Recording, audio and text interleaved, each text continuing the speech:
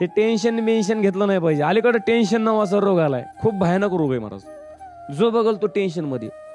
बरं, कुणाचं टेन्शन घ्यावं, कधी घ्यावं, कुठं घ्यावं भानच नाही. फक्त निमित्त पाहिजे टेन्शनला. विनाकारण टेन्शन.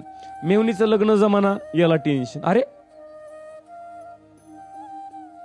बरं, इकडून तिकडून त्या बिचारीचं लग्न झालं, तिला लेकरू बाळ व्हाय ना, याला टेन्शन. अरे मरतो का तू?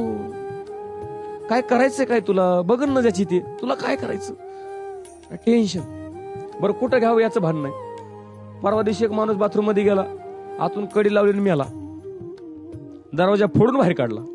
पेपरला बातमी आली, मी विचारलं काय झालं? लोकांनी सांगितलं त्याने टेन्शन घेतलं म्हणे. म्हणलं बाथरूम मध्ये? आरती काय टेन्शन घ्यायची जागा काय येड्या?